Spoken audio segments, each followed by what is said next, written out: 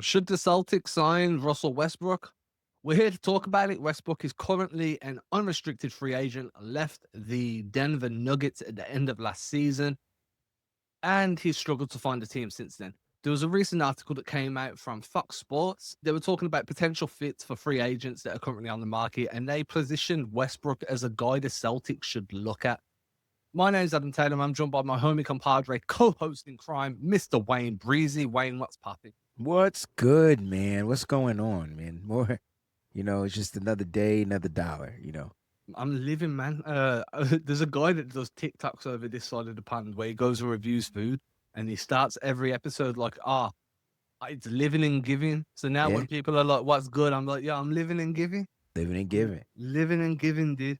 What I'm not giving is two thumbs up to this Westbrook idea. I'm not Okay. giving two thumbs down either. So I'm kind of like, I don't know, back in the 90s when I was a little kid, I'm dating myself here. If like when you're in like elementary school, if someone was upset with you, they'd give you a thumbs down, right? I don't know if they did that in the States. I'm kind of like teetering between the two. Yeah. Like, I don't know where I feel about this now. Before we came on air, you said that Westbrook was your favorite player in the NBA, right? Like, has been for a while. Yeah, when Westbrook entered the NBA, he was like my guy. Like that was the guy that I decided to follow, like coming out of college, UCLA, I believe. Just coming out of college, he was just an electrifying player. He was, and start his career, he was dynamic defensively. He was just fast, right? Like I can remember him and John Wall being like two of the fastest point guards that can go from end to end in like less than 2 seconds. Like these dudes were fast. Like, you know what I mean? So Westbrook used to back it up. I think he's just older now. So, when players get older, um, and my story with Westbrook is funny. So I was at the Garden and we were playing OKC, and I'm sitting in the behind the basket, whatever, and I'm talking trash. I mean, you're hearing all kind of trash words, like, what I'm saying, coming out from Westbrook. You know what I'm saying? And for me, but the dope part was he started spewing it back. And ever since then, I was like, yo, that's my guy. Like, you know what I'm saying? Like, that's my dude. And so I like Russell Westbrook, but I like what he brought to the NBA, and I like the simple fact that now in his career, it just seems like he knows he's a role player. He understands he's older. He's getting in where he can fit in, and he still has that urgency to want to play, in the NBA. You know what I'm saying? Wake up in the morning. Look, we older, bro. You talked about dating yourself. Bump that. I'm 44 years old. I hate getting out of the bed in the morning, having to just get up to walk to the bathroom to go pee. Like, you know what I'm saying? Like, it just doesn't feel the same like it did 20 years ago where I was like, jump up. You know what I'm saying? Nah, it's different. So for a player to still have that and still have the gift to want to give in the NBA, why not find a team where you could find a role where you could fit in? So you lukewarm on the situation. If we got a spot and it's not going to cost us a bunch of bread, I'm all for the situation because you're going to get somebody to come on off the bench that can kind of help lead that second unit. You know what I'm saying? And can score, because the Celtics are going to have to figure out how to score, in my opinion. And I know I keep talking, in other ways. That 3-point shot, without Tatum there, that 3-point shot is going to be different this year. That's fair. That's fair. I do think that a lot of people hear Westbrook and they think back to that Lakers run. That Lakers run really hurt his reputation badly. Did you know that Westbrook finished seventh in Six Man of the Year voting last season? No, you got to be kidding me. Mr. Triple Seventh. Double? Yeah, he finished seventh in Six Man of the Year voting. So he was one behind Nikhil Alexander Walker, and he was Wow. ahead. He was ahead of Alex Caruso. So like, it's not like he was not impactful. He was over in Denver. He played 36 games as a starter when Jamal Murray was hurt. Overall average 13.3 points, 6.1 assists, and a shade under 5 rebounds per game. So he was being impactful. And that was, just to put this out there, that was his second straight season of finishing seventh in Six Man of the Year voting. So the 2 main years where he's been coming off the bench, he's been in the top 10 of the most impactful dudes to be the sixth man in the NBA. So it's not like he's a guy that's going to come in and be a scrub and not work. The biggest knock on him is, how do you make Russell Westbrook work in a Joe Mazzulla coach system? How do you make a non-shooting guard work for the Celtics? Now, the argument back is the Celtics aren't going to play the same. You've just said the 3-point shot is going to look different this year. And I think that's a fair assessment. It's going to be created different. There's not as many floor spaces that there was last year. But there's already talk of who starts and who doesn't, right? Does Anthony Simons get the starting spot, which means Peyton Pritchard is your sixth man? Does Pritchard start and then Simons is your sixth man? Well, if you add Westbrook into that equation, who's your sixth man? And then who starts and then who gets left out? Because you can't leave Pritchard out coming off the best season of his career. You can't leave Anthony Simons out because you need his trade value to be able to flip him. But on the flip side, having Westbrook there, if you do flip Simons, at least you've still got a ball handler ready to step in. I just don't see Westbrook accepting a end of bench role until February. That'll be the biggest knock. I don't think it would be an end of bench role though. Like I think we got it off misconstrued. I think, again, this will be up to, Westbrook understanding the role, the assignment. His job is to play point guard, like, right? Like that would be his role. And get people the basket. And we know that Simons is a scorer. That's his gift. That's what he does best. Can give you a little bit defensively, but we know he could be a dynamic scorer, should I say. Yeah. And that's his gift. That's what he does. And mainly in getting to the basket. And we talk about what's the one thing that the Celtics struggle with? It's just like creating the foul attempts, right? Like getting those free throws. And then when we get them, we got to make them. But we got to get more attempts, and we'll get that by having a guy like Russell Westbrook who draws fouls. You'll have that by Anthony Simons that draws contact, draws the fouls. So I don't think that I don't think it would be like a log jam as who's going to be the sixth man. If you choose to start Peyton Pritchard, which I believe he's earned that role, I hope that doesn't change his gameplay up because we need Pritchard to be kind of like that big shot taker, whatever. That changes when you start because his job will be, I got to make sure I'm feeding White. I got to make sure I'm feeding JB. So that might look different too. I don't know. Maybe you go with Westbrook starting, and if you brought him in here, or Simons starting, if you brought him in here, let Derek White run the point, or whatnot. It's going to be interesting. I just think the Celtics should be interested, and they should do their due diligence on it. It's not about, hit that Lakers run, which tainted his career. No, let's look at the most recent situation that he was in. And if you're telling me that he was sixth or seventh and the sixth man voting, I don't know what number you said it was, that's crazy because we had number one. So imagine having 2 6-mans on your roster that could potentially, you know what I'm saying, be dynamic. And if he's Mr. Triple Double, that's what I'm looking at. I think you can talk about his career all you want, bro, but this dude gets assists. He does, and I'm just counting back here. 1 second. 1, 2, 3, 4. So he's 5 years removed from his last time of being anywhere near the MVP voting. But you are right. That's cool. He does still get assists, and he's like, what was that, 6 a game last season. He still pressures the rim. The only question I've got is, and I just want to put this up here from Celtics bullpen that's watching, Westbrook will likely have to accept the bench avatar role. Too. He's a great locker room guy, can help the kids develop into professionals, but the triple-double get days are gone. That's kind of where I'm leading this, and I agree. I do question... But are they? He's going to be on a team with scorers, so he can get 10 points a game. So you're telling me, what did he average points per game last year? 13.3. So you telling me he can't get 10 points a game? No, I think he can get the points and he can get the assists. I'm just not sure whether he can the get rebounds. But and the rebounds are going to be there because Tatum's hurt and he was the top rebounder. But the question, it's just, how do you want to play so much transition-based basketball? That's the question. Okay. Westbrook's at his best when I like to call it rip and run. He's ripping the rebound down and then running, right? That's realistic. That's reality. I agree. Trying to play more half-court based, and it's not just that, it's like this dude's going to be coming into 37 years old. Can he run the floor enough to be that rip and run guy enough times to get 10 rebounds on top of being a good assist guy, on top of getting... And do the Celtics even want that from him, or do they want him to just pressure the rim, kick the rock out, and be a double-double, Mr. Double-Double? That feels quite realistic.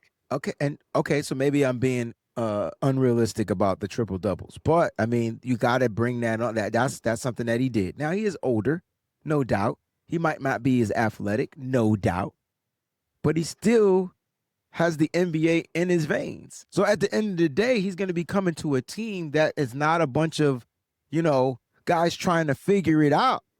We're coming off of an NBA championship. This is where he can come in and fill in a role and be that double guy, or just be a spark off the bench if need be.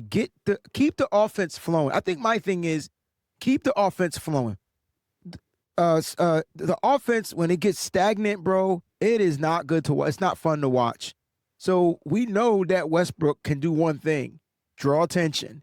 And so sometimes you might need that. And then that's where the kick out of the ball, so the assist could probably go up, especially if you have Simons coming off the bench in the rotation as well. It could be an interesting thing for Westbrook. And I'm not saying this because I'm a Westbrook fan. I'm just saying wouldn't it make the Celtics better? You lost Drew Holiday. I know we got guys that we're trying to develop, but if it's not going to cost the Celtics much, I mean, what are we talking for his contract, man? That's where It'll just be a minimum.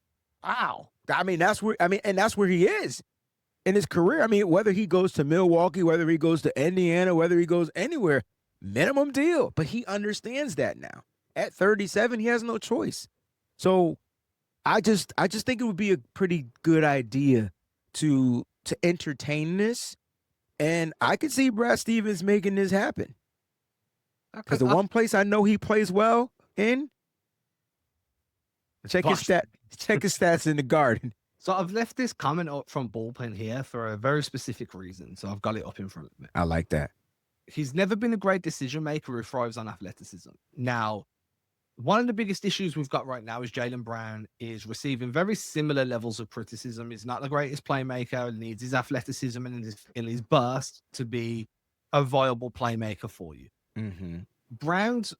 I'm going to look at Brown's assist to turnover ratio in a moment. It used to be 1-to-1, but it's gone up a little bit. Ooh, I don't know if you want to look it up. Russell Westbrook's assist to turnover ratio is on his career. I don't know. I'm not even 2 assists to every 1 turnover. So do you think JB's higher? So should we have a look? And this is just interesting because everyone looks at Westbrook as this elite playmaker because the assists that he generated.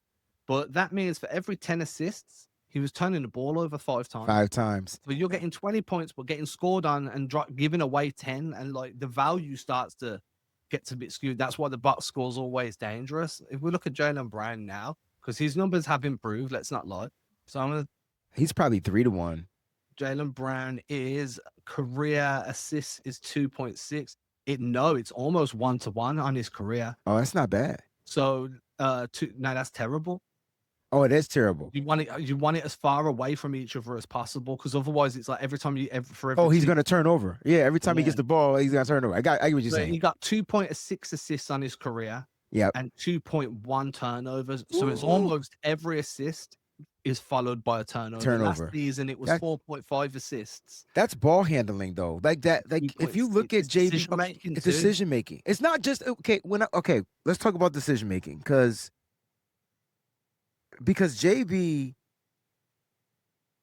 I think the thing that crunched me up, the thing that got me the most, I had to close my eyes because I really can see JB just getting the ball and turning it over, is the simple fact that he would try to split double triple teams, and I'm just like, bro, just pass the ball, it'll come back to you. So that's I guess that's decision making, right? And that was definitely decision making. Okay, that used to burn me up, bro. That used to burn me up. Okay, and so I'm hoping that it changes because he's growing here a little bit more, and you can't rely on Jason Tatum to come in and save the day or close out a game or whatever, to where he can take those chances, because he's going to continue to see the doubles. They're coming. I mean, last season was probably his best for assist to turnover ratio. And the reason I'm building this up, I'm kind of leading us somewhere here. So last season was his best, 4.5 assists to 2.6 turnovers. So it was like a 2-to-1. 2-to-1. So which is exactly what you're going to get with Westbrook, is 2 assists to 1 turnover. If he gets 10 assists, 5 to statistically throughout the course of the year, once you put everything together, that'll be how the numbers would look. Now, the reason I'm bringing this up is because in terms of the way they're going to generate buckets, in terms of the way they're going to generate their offense, get to the mid range, get to the rim, draw a crowd, kick the rock out, get the rebound and push in transition, keep the pace up. Doesn't Westbrook just give you what Brown is giving you, but Brown is giving it you at a much higher level because he's in his prime and Westbrook's not? And if he does, then why would you need Westbrook when you already have a better version of what he's going to be doing on the wing as a primary ball handler? Because Brown can't play the whole game.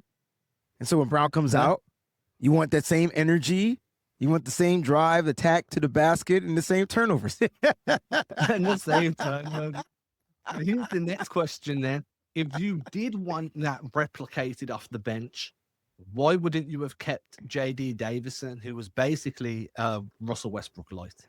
Because he's still not developed yet. I know what J.D. Davison did with the Maine team in Maine, and he was the player of the year in the league, in the G League or whatever you want to call it. We get that, but when he came to the pros, he was very timid, and he's just not ready. Look, I'm not saying the Celtics. Not a J.D. Davison guy, just for what it's worth. No. I'm just saying he just wasn't ready, and so you had to kind of like move on from that because the Celtics aren't. They might not. Their window isn't closed, and they might not be in like win now mode. But they already have other players that have shown more development than J.D. Davison, and so like if I can go get a guard that's already mentally developed, that may be declining. I mean, why are we crying about age? We play with Al Horford for 50 years. We can't be crying about age. We get age players to come in here and they play well in their roles. I think my only question is with this Russell Westbrook situation is will he be willing to play the role? And if he's willing to play the role and he's willing to be that guy that Celtics bullpen is saying in the locker room, if he's willing to be the leader, the mentor, Celtics need some of those guys, especially Al's going to be gone. Who's mentoring this team, bro? Which veteran player is mentoring this team on this roster? You give Jaylen Brown? Hell no. Jaylen Brown's still in the prime. Jaylen Brown still need mentoring. Yeah, he might be the voice, but he still needs that uncle. Feel me? I mean, look, last season, the Knicks went and got PJ Tucker midway through the year to do that exact thing. Do you know what I'm saying? Oh, yes, you're right. And they've got like Jalen Brunson in his prime. Karl Anthony Towns was there. They still went out and picked up a PJ Tucker. Now, the difference is Tucker was okay not playing. Tucker understands that he's kind of done. Yeah. Westbrook's coming off a season where he played a bunch, where he got 36 games as a starter. He's not going to be, or at least I cannot envision him being okay with coming in and just being this dude that's a locker room presence but barely sees the floor. And when I'm looking at the depth chart across those guard positions, it's like Derek White is a lock in that starting five. 100%. No way he's being moved. One of Simons or Pritchard is going to be a lock in that starting five. That'll be a training camp battle for sure. Ooh. Then you've got Westbrook. So if you add Westbrook, but whoever loses between Pritchard or Simons is your sixth man.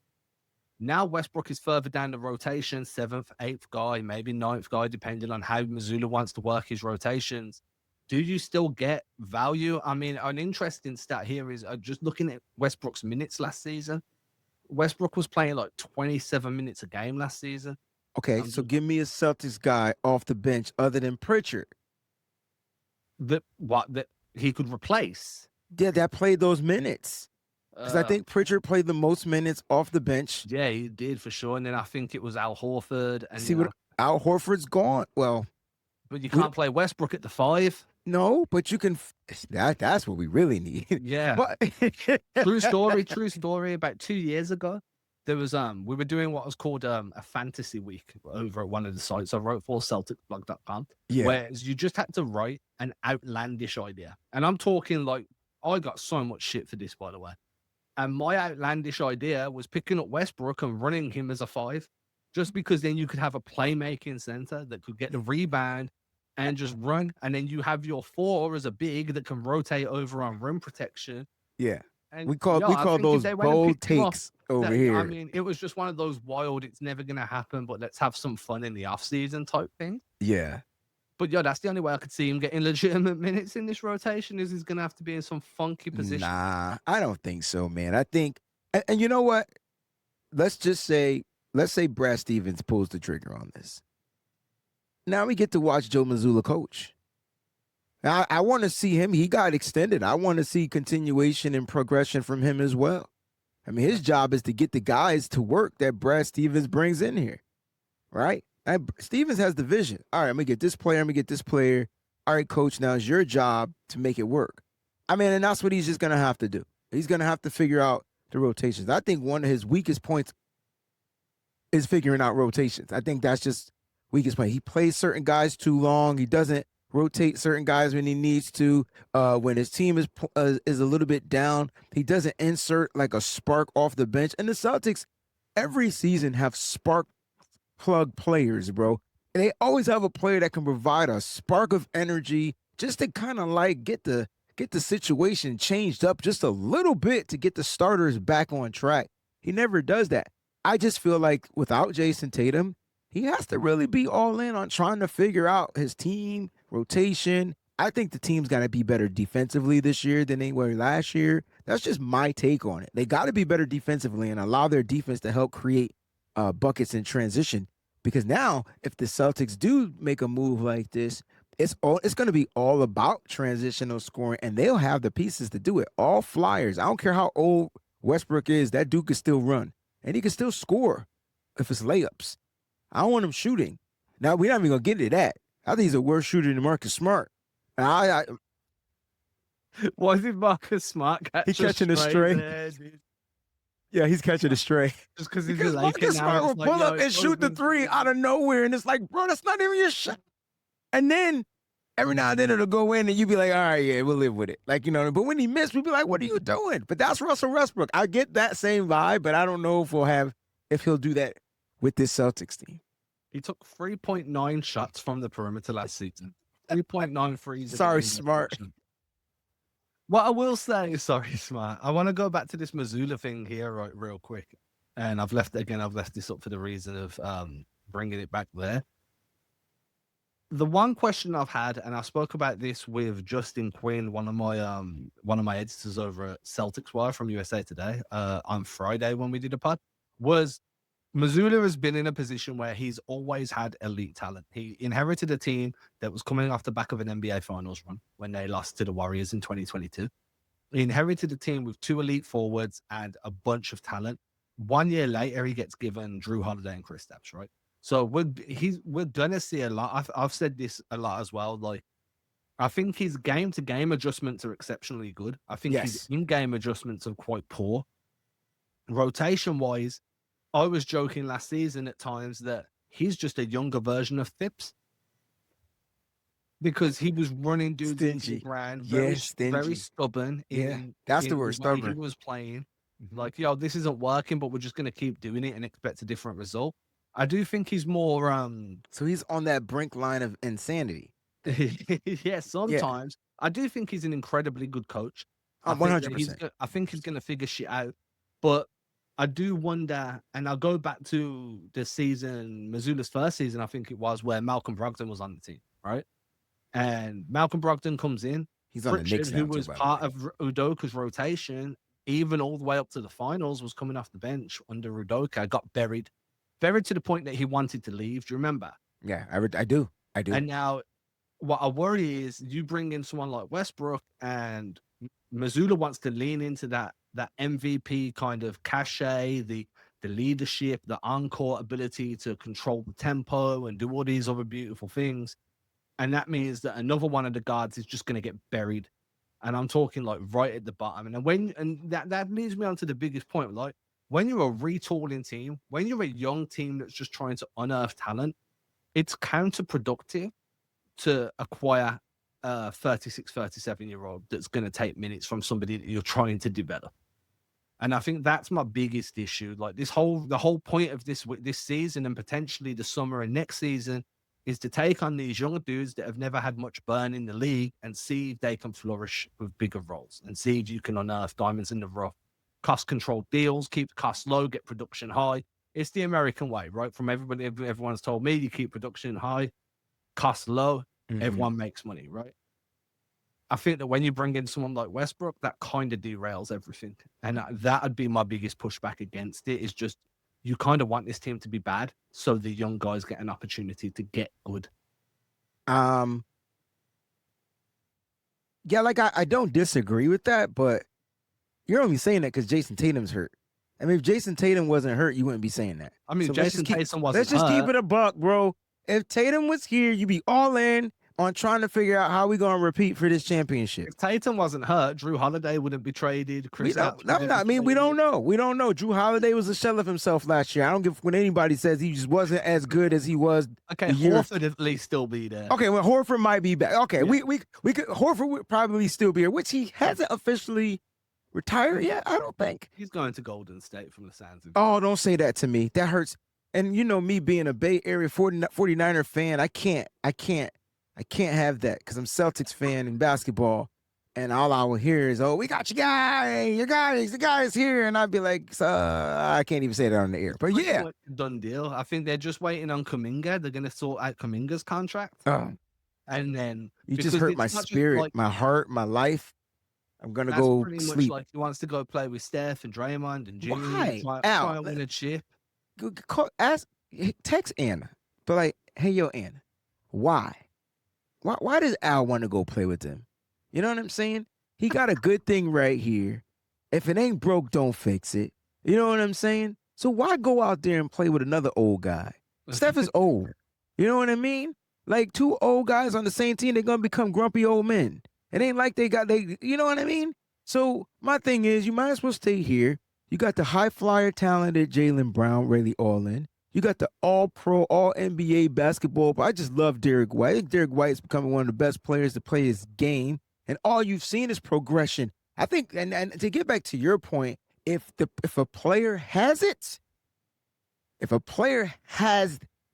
like the IT, that special thing inside of them, Mazzulla will pull it out. I don't care how many minutes you get. How many times you and I went back and forth and were like, yo, man, Derek White, he's scared. Stop. He got to get rid of that. Shake it. He's good. What is he doing? He's got it.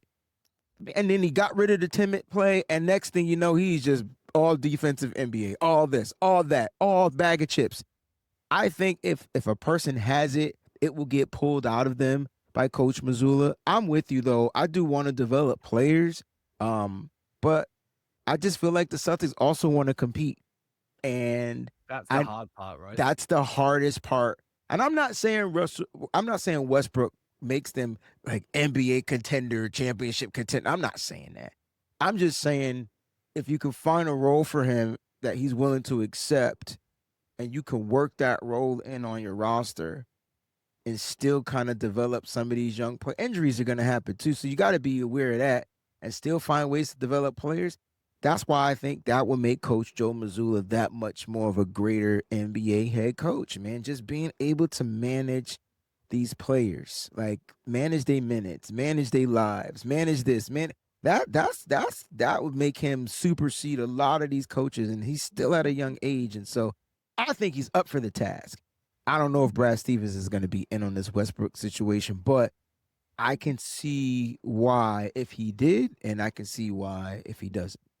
Yeah, I think that's the best way to be, right? Like swinging on that pendulum. Like if he does it, I'm all in with it. If he doesn't, then I'm completely all out. I'm on board with whatever Brad's going to do there.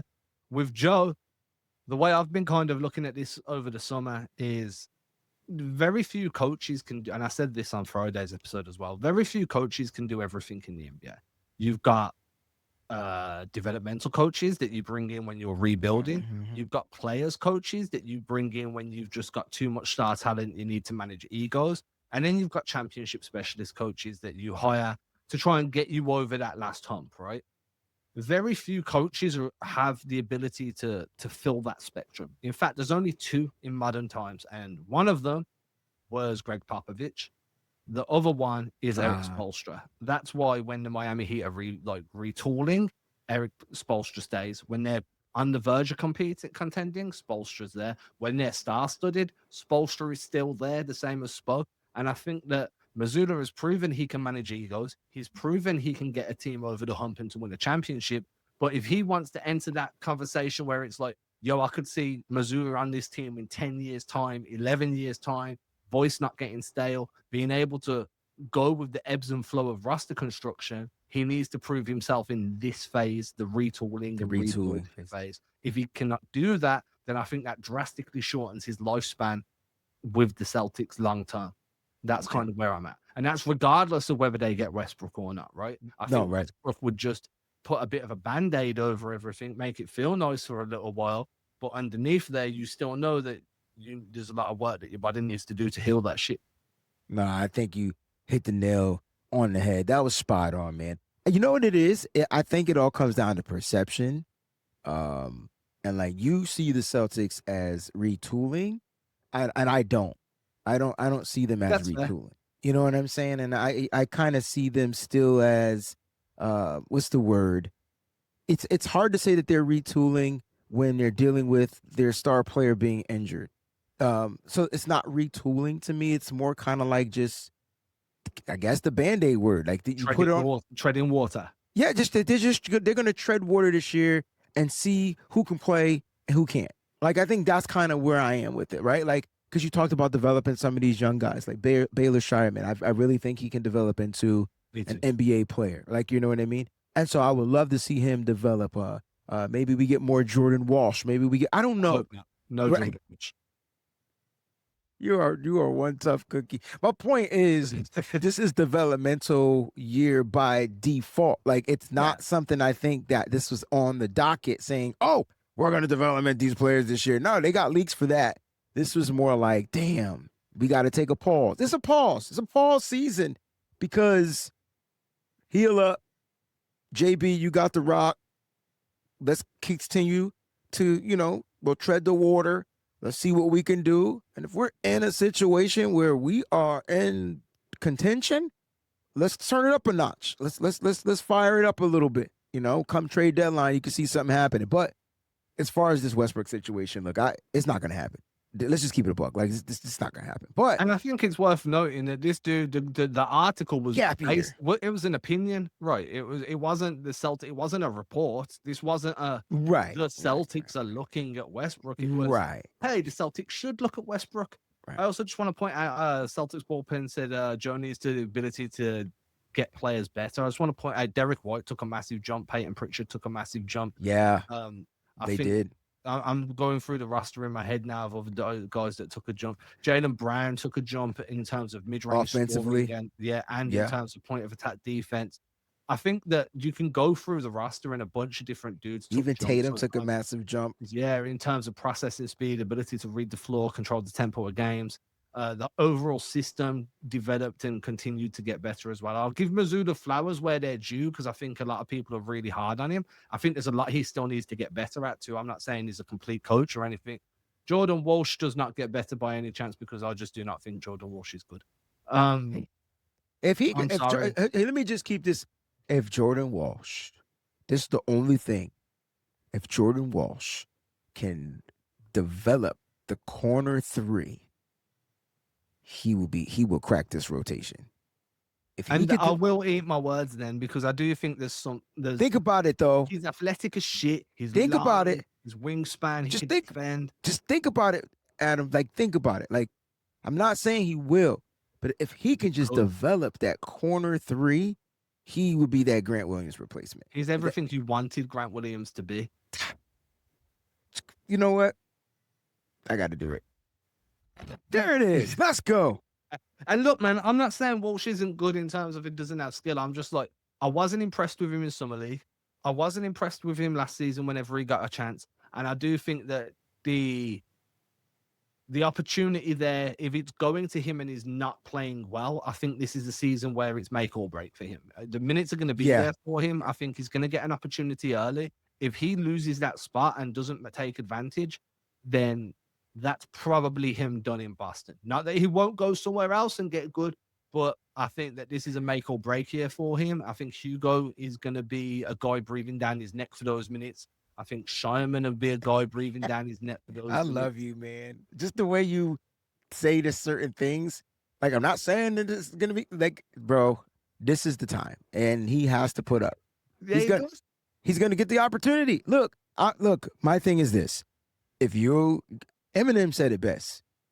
You better lose yourself in the music the moment you own it. You better never let it go. You only get one shot. Do Do not not miss miss your your chance. chance and blow. This He did lead opportunity. all. Yeah, yeah.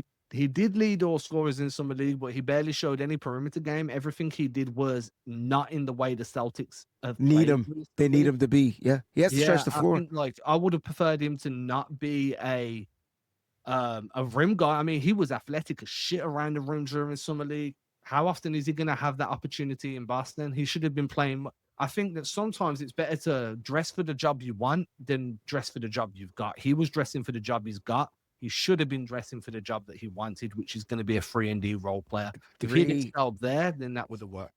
3-and-D. Like it's what the Celtics want. This is what. That's why they draft. They need. It's what they want though. You're right. It is what they need. But this is why Brad Stevens, Danny Ainge. This all started with Ainge, man. Like this is when we went from freaking point guard, shooting guard, small forward, power forward to wing, wing, wing, wing, wing, wing, wing, wing, wing. Like right, like everything's a wing. And Brad Stevens was like, oh, Vegas, man. oh, wing, wing, wing. And then everything's a wing now, right? And even Brad Stevens is like, man, if you're not a certain height, nah, you ain't gonna work. You know what I'm saying? Like, you gotta be a wing guy because you gotta be able to play defense and you gotta be able to shoot a 3-point shot. Because threes are greater than twos. It's just the NBA. It's the way it's the way Ainge started it. Look at, he drafted Jaylen Brown and then the next year drafted Jason Tatum. Like, make it make sense. Same position. While trading back and convincing the Sixers to take Markel Fultz. Where's Markel Fultz They these days? fleeced them, bro. Straight up. You get what I'm saying? So this is what, and so what we're struggling with now is we're not lottery pick guys, teams. Like, we don't have those picks. We don't have the luxury of having those top picks anymore. And we're still trying to find, which you can later on in the first round, you're still trying to find those 3-and-D guys. And we've seen plenty of NBA superstars, picks 15, 16, 17, 18, 19, 20, 21, go off to become NBA stars. And it's just for the Celtics, man. It's just been a struggle. And so that's why we keep at it. We keep at it, and I'm hoping Walsh can turn into that 3 guy. He's got the D. I feel like the D is there. Pause. He just got to be the 3 guy. Did you see me looking to the camera with the pause? That's on point. People gonna watch the show be like, that motherfucker crazy. That was a good way to slide in that pause too, bro. Like, he needed it right. He's got the deep pause. One thing I will say, talking about wings, just to lighten the mood a little bit. Over here in the UK, we're starting to get a bunch of different American food joints, and it's never the same because our food regulations are real stiff compared to yours. So it's like, they can't use certain chemicals. But we got Wingstop now. Right? hey, Now Wingstop incredibly expensive for fucking wings. That's what I'm gonna say. Chicken is expensive now, so don't blame it on. No. Wingstop. Wingstop is incredibly expensive for wings over here, dude. I'm not fitted to pay like fucking $15 for 6 wings. Like, you're mad. Yeah, that's just the way it is. Like, listen. Not here, it's not. Okay, I'm telling you, chicken in the States has gone up because I don't know what they doing with the chickens. I don't know what these farmers are doing. I don't know. But the eggs are dumb expensive because there was some crazy virus, something going on with the eggs and the chickens and the eggs. And now chicken it's just expensive. So you go out to eat. I went and bought, 12 pounds of chicken cutlets the other day from a farm, organic grass-fed chicken cutlets. Oh, that's the best. For less than $40. That's really good. And you're trying to tell me I gotta pay $15 for fucking 6 wings? I mean, wings are different, man. What did you get? You got what? I got 12 pounds of cutlets. Yeah, cutlets is not wings. Wings is the perfect part of the chicken, bro. It's the least meat. But it's the most tastiest. I'm trying to tell you, bro, because the way you season the joints. All right. So, did you get the lemon pepper wings though? Buy none of them. This is what. You stop being cheap, man. Yo, I'm about to send you $15 so you can get you some wings, bro. I'm saying, which one do I need to get, bro? Yo, start with lemon pepper. Lemon pepper because it's the fried dry. It's not spicy. It's just dry. It's got the tang of the lemon and obviously the pepper in it. but they cook those really well. Wingstop lemon pepper wings are pretty good. It's probably one of their best wings, best flavors. Okay, I'm gonna have to try that. When you were saying wing, I was like, yeah, I could do the Wingstop run right now. It's like 8 minutes from my crib as well. Bro, now I want wings. Like It's if close as somebody say shit. I want chicken, it's usually chicken wings. You ask people you want chicken, you don't say, oh, I want a chicken breast. You know what I'm saying? I want the chicken thigh. That's what I bought, chicken breast, but I heard Americans call it cutlets. Yeah, the healthy like, stuff. Healthy stuff is what I cheap. eat. The unhealthy stuff is expensive. Now here it's the opposite, man. The healthy stuff is usually expensive, and the unhealthy stuff is dirt cheap. Got you. What a way to go full circle from wing to actually chicken wings. And we're gonna, well, I know could Russell Westbrook play? Is he a wing? Well, this is where I was gonna end it, right? Like, where would be, excuse me, where would be the highest up? So the point guard is the lowest, right? We're gonna go highest 3. is big man. Can't go higher than 3, right? Can't go higher than 3. No, for small forward. Don't you put him at no 4? Which is funny because how tall is he? That's a question. That's a great question. Like, how do we not know this? Like, how do we not know? On screen, dude. He's got to be like 6'3". Got like 10. No, he's got to be 6'4", right? I mean, he's got to be something. I mean, he's definitely. It can't be my height. Russell Westbrook height. He's 6'4". I'm calling it right now before I look at it. 6'4", so He's perfect. He's Derek White size, Drew Holiday size. The difference is he's an inch taller than me, and I would not live playing forward in any league. So here's the funny thing, right? You say that, and you don't know because it's all about technique. Now, we watch Derek White do it, but it takes a toll on his body. You watch Drew Holiday do it. You watch Marcus Smart do it. They all 6'4".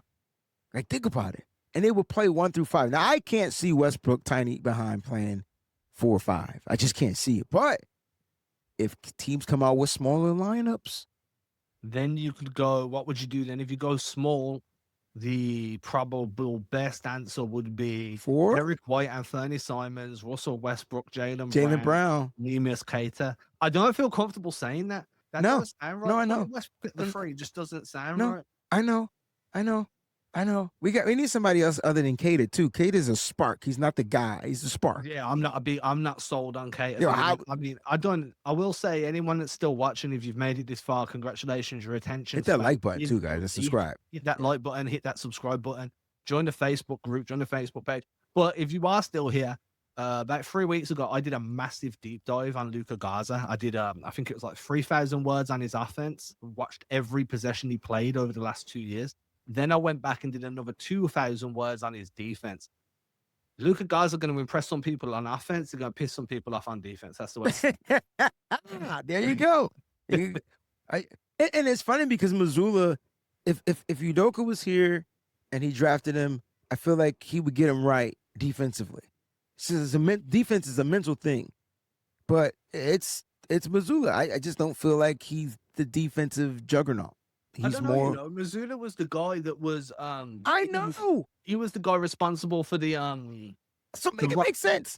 The Robert Williams stuff. You remember when Robert Williams, like the weak side rotate? That was Mazzulla, and you got to think, Mazzulla was the guy that was using Drew Holiday as a cross-matching guard, so he'd get Drew Holiday to guard big. So when they ran pick and roll, Drew would switch onto the ball handler and shut that shit down immediately. Like, he's come up with some good defensive schemes, but again, he's just stubborn as shit. When it's not working, he doesn't change. That dude is stubborn, bro, especially in the pressers. Hey, you know what's... you know what he is? He's not stubborn. I figured it out. Okay, here's the thing. I don't know if this is me. I don't want to label myself as this by any means necessary, but I do find myself attracted to narcissists. And I feel like that... No, hear me. No, hear me out. Because because if you gotta listen to Joe Mazzulla. Like, just listen to him. It's like, if he's wrong, he's right, and if he's right, he's right, and if he's just right, no matter what. And he doesn't take accountability either, right? He doesn't. And just listen to him talk. It's the weirdest thing. And I'm just like, wait a minute. My head coach for the Celtics is this way. My head coach for my football team, the 49ers, is this way. This must mean I'm attracted, or some part of me is just right. And it's narcissistic. It's just got to be It ain't my fault because I ain't do it. You did it. I told you what to do, and you didn't do what I said you did, and so therefore it's on you. Even though it's my fault. Like, look, at the end of the day, I love it. I love Joe Mazzulla. He's been a bright spot for the Boston Celtics, got us a championship, and I think he's going to do it again. And just wait until he gets, his stable back, man. Wait till he gets that horse back in the stable and Jason Tatum, and hopefully Brown will still be here. Like, you know what I'm saying? I'm okay with moving on from other pieces. I can't see us moving on from Jaylen Brown and Jason Tatum or Derek White at any given time. That's the three. That's the trifecta that needs. That's the big three. That's the new big three. Would you be happy if they moved on from Pritchard? I think if Pritchard can prove that he could continue to be highly productive as a starting point guard in the NBA, he's going to want to move on. Why? Because the money's going to have to. They're going to have to move on. So would I be happy that they do it? Nah, but I understand business is business. Like, I get it.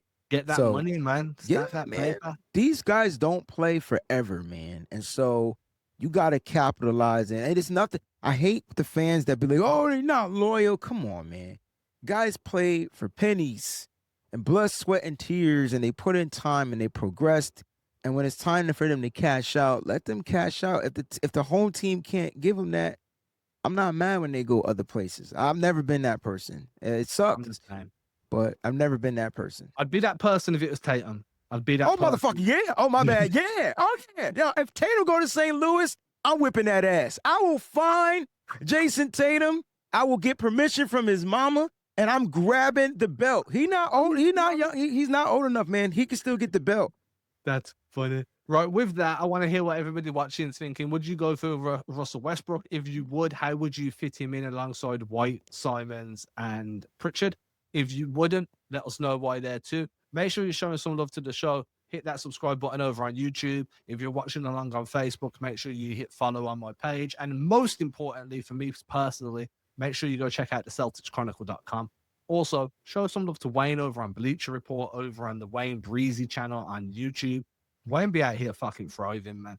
Wayne, what else you putting together, man? Man, I'm just putting a lot of Wayne Breezy in the air, man. Like that's all it is, man. Whatever I attach myself to, let's just make the best of it. A lot of energy, a lot of fun, and some analysis, man. Love it. Well, it is, man. And with that, I'll catch y'all later. Everybody have a good one. Deuces.